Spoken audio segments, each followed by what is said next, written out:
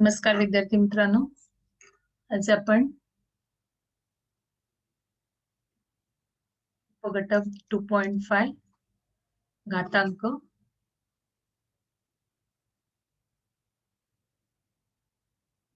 हा उपघटक बघणार आहोत। त्यामध्ये आपण इयत्ता 8वी मध्ये आपल्या टेक्स्टबुक मध्ये घातांक हे चॅप्टर शिकलेलो आहोत। थोडस मी बेसिक सुरुवातीला घेते।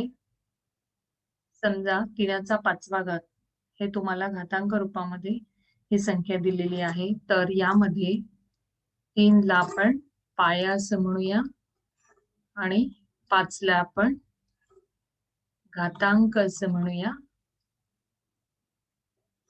सो 3⁵ हेला वाचायचं कसं, 3/5 घात किंवा 3⁵ मध्ये 3 हा पाया आहे, ज्याला आपण इंग्रजीमध्ये बेस असं म्हणतो, आणि हा जो आहे 5 ह्याला घातांक, ज्याला आपण इंग्रजीमध्ये इंडेक्स किंवा पॉवर असं म्हणतो।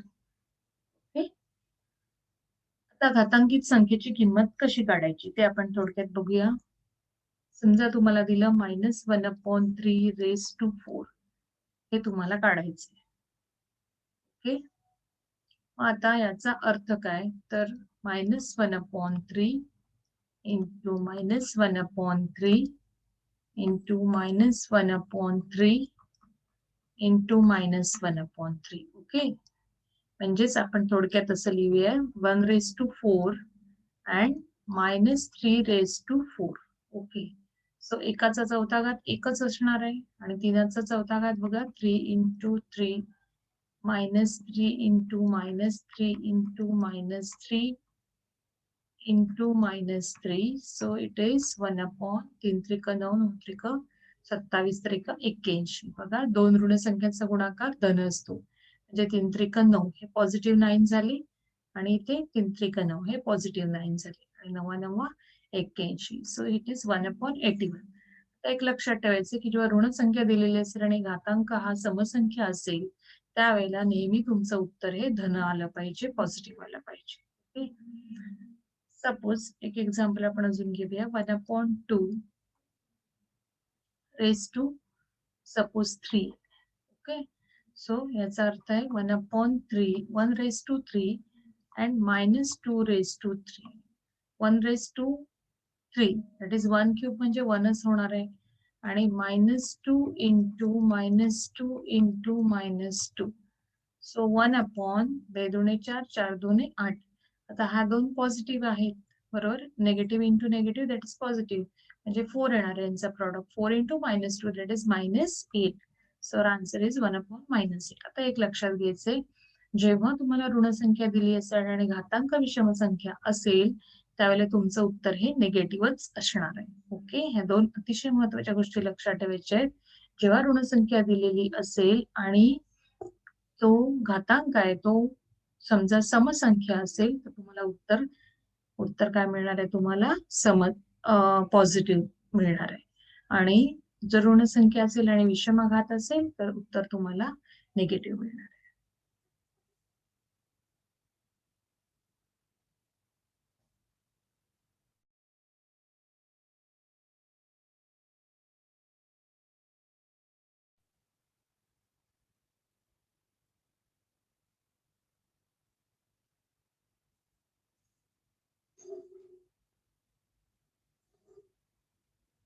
घातांकाचे नियम आपण 8वीच्या टेक्स्टबुक मध्ये पाहिलेलेच आहेत, जसं a⁻m into a⁻n that is a⁻m plus n।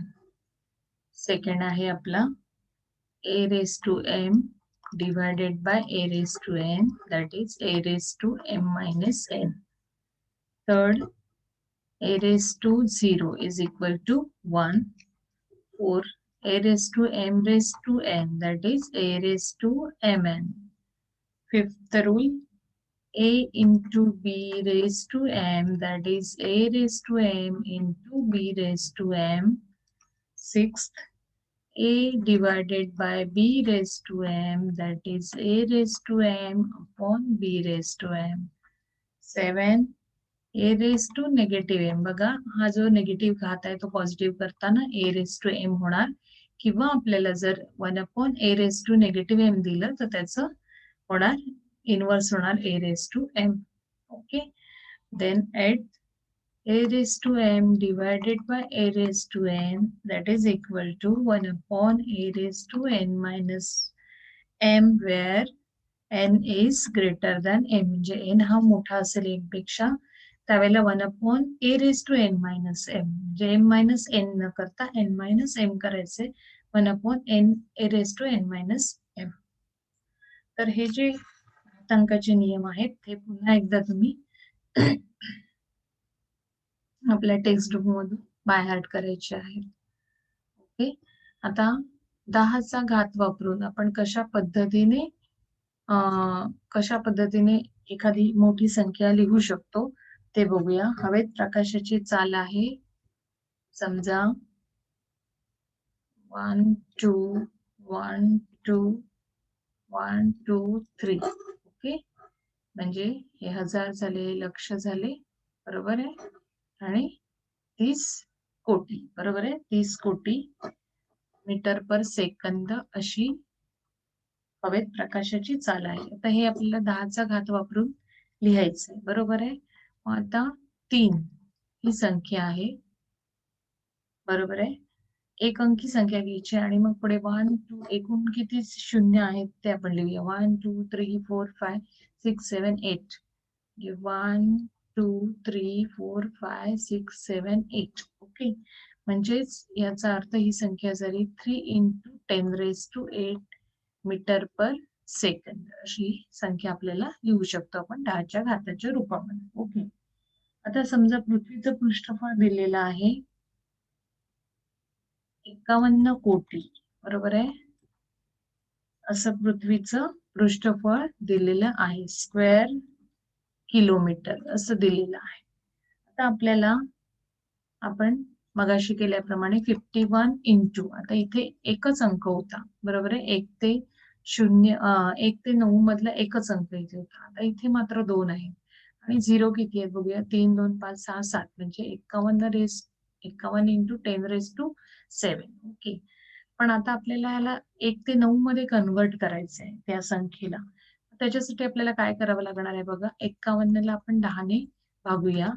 आता इथे भागलं म्हणून इथे गुणूया, कारण आपल्याला इथे तो एक्स्ट्रा नकोय म्हणून आपण भागतो त्याचबरोबर गुणतोय, × 10⁷. आता ह्याचं जे रूपांतर आहे ते काय होईल, 5.1 × 10⁻1 × 10⁷, म्हणजे किती झाले ते 10⁻1 + 7 घातांकाचे नियम वापरून, म्हणजे काय होईल ते 5.1 × 10⁸ स्क्वेअर किलोमीटर असं त्याचं 10चा घात वापरून आपण लिहू शकतो, बरोबर आहे. अजून आपण 1-2 उदाहरणं घेऊया. पृथ्वी व चंद्र यातील अंतर आपल्याला दिलेलं आहे त्यांनी 384 1 2 3 1 2 3. ओके, असं आपल्याला ते अंतर त्यांनी दिलेलं आहे, बरोबर आहे. हे आपल्याला आता 10चा घात वापरून लिहायचंय.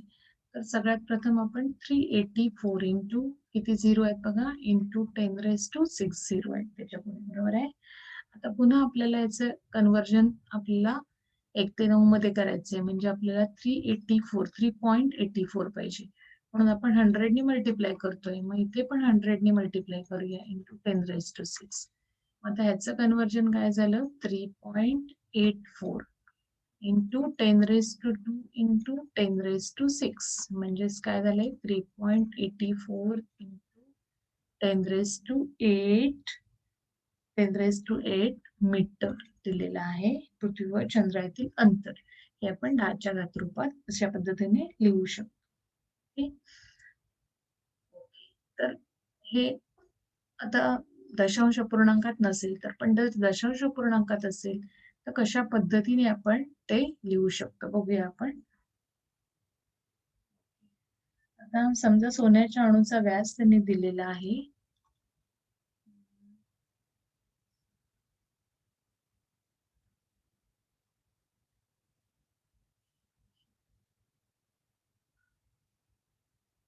सेंटीमीटर असा दिलेला आहे, बरोबर आहे. आता आपण जर घातांकाचे नियम वापरले तर हे आपण असं लिहू शकतो 3 अपॉन 1 2 3 4 5 6 7 8 9 10 11 12 एकूण 12 दशांश चिन्हानंतर 12 एकूण हे आहेत स्थळ आहेत, म्हणून मी एकावर 12 शून्य लिहिलेले आहेत. Okay, so 3 upon 10 raise to -12 झाले. ओके, सॉरी 10 रेज टू +12 झाले. म्हणजेच 3 इंटू, जर आपण ह्याला वर घेतले तर घातांकाच्या नियमानुसार होणार आहे 3 इंटू 10 रेज टू -12. ओके, अशा सेंटीमीटर अशा प्रकारे याचं कन्व्हर्जन होऊ शकतं. आता ऑक्सिजन अणूचा व्यास त्यांनी दिलेला आहे आपल्याला बघा 0.1 2 3 4 5 6 7 8 9 10 11 12 13 14 15 16. ओके, एवढे नंबर्स आहेत. म्हणजे 356 अपॉन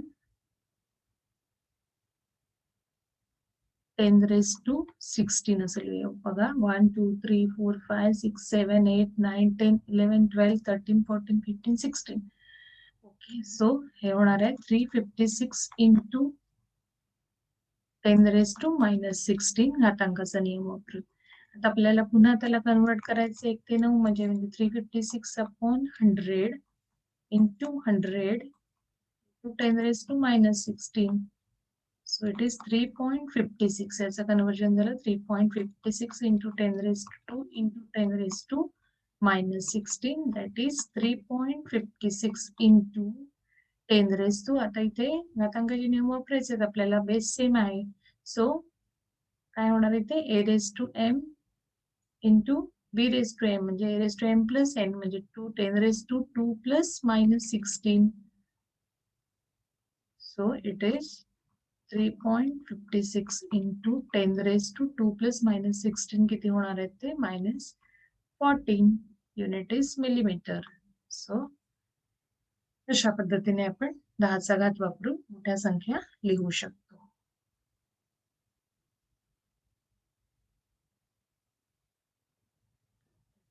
आता आपण सराव संच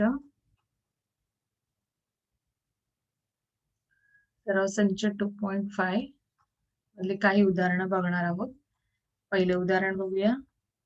m raised to 1/2 into m raised to 1/4 into m raised to 1/4 upon m raised to 1/4 into m raised to 1/4 into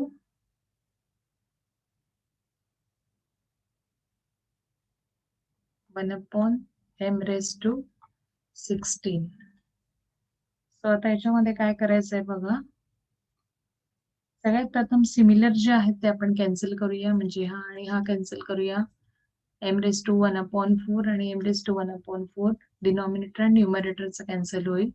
so m raised to 1/2 याला इन्व्हर्स केला की तो वरती जाणार आणि होणार m raised to 1/16. ओके, आता आपल्याला बघा 1/m raised to 16 आहे, तो उलटा केल्यावर m raised to 1/16 होणार आहे. सो m raised to 1/2 घातांकाचा नियम वापरून m raised to 1/2 plus m raised to 1/16. इथे LCM 16 आहे म्हणजे याला 8 ने मल्टिप्लाय करायला लागेल, म्हणजे वरती 8 plus 1/16 that is m raised to 8 plus 1 9/16. So here option दिलेला आहे बघा तिकडे. 1 नंबरचा ऑप्शन जो आहे तो आहे m raised to 9/16. पुस्तकातलं उदाहरण आहे, त्यामुळे ऑप्शन तुम्ही बघून घेऊ शकता. Second example 5 raised to -3 into 5 raised to 3 upon 5 raised to 4 into 5 raised to -2 into 25. आता या ठिकाणी काय करायचंय बघा. 5 raised to घातांकाचा नियम वापरा इकडे. ओके, इथे काय होणार आहे बघा बरं. 5 raised to 4 इंटू 5⁻⁻², आणि ह्याला आपण 25 जे आहे त्याचं कन्व्हर्जन आपण या पद्धतीने 5चा वर्ग येतो. आता इथे काय होणार आहे बघा, -3 + 3 म्हणजे 5⁻0 होणार आहे. Okay, 5⁻4 into 5⁻2 + 2. So 5⁻0 upon 5⁻4.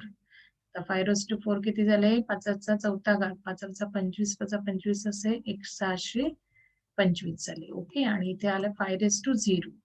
आता हा 5⁻0 म्हणजे 1 झाला अपॉन 625, आणि हा 5⁻0 म्हणजे 1 झाला. So your answer is 1 upon 625 is the answer. Okay,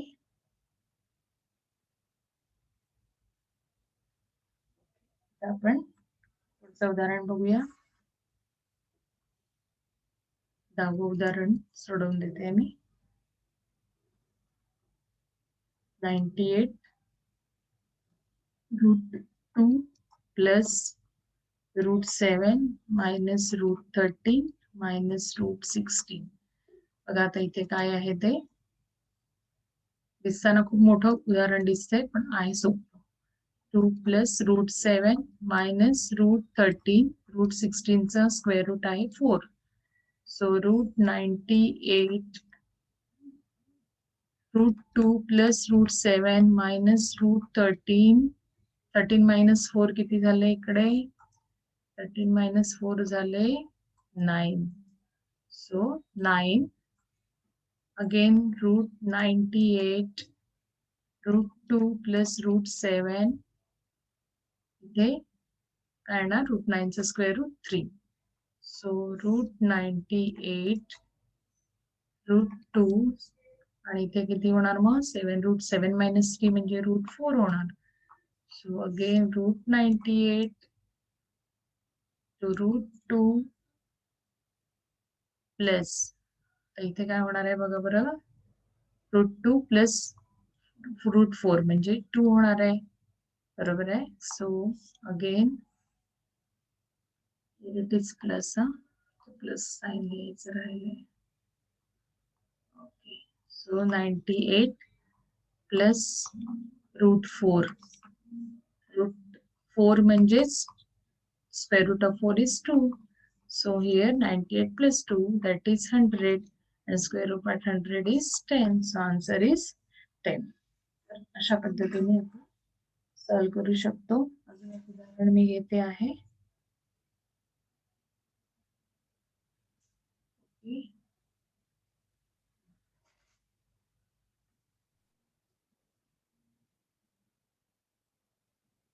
उदाहरण क्रमांक 11. जर cube route of 55⁻6m - 9 is equal to 55, तर m बरोबर किती असं विचारलेलं आहे. बरोबर आहे. सो आपण या 55 क्यूब रूट आहे ना, म्हणजे 6m - 9 अपॉन 3 असं आपण लिहू शकतो, is equal to 55⁻1.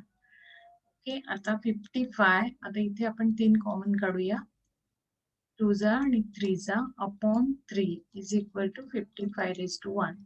Here 3 get cancel. आता इथे बेस सेम आहे म्हणून आपण फक्त पॉवर्स आहे त्याची तुलना करूया. So 2m is equal to 1 + 3. So 2m is equal to 4, therefore m is equal to 4 upon 2, and therefore m is equal to 2, the value of m. Okay, next example, last example मी दाखवते आता तुम्हाला. जर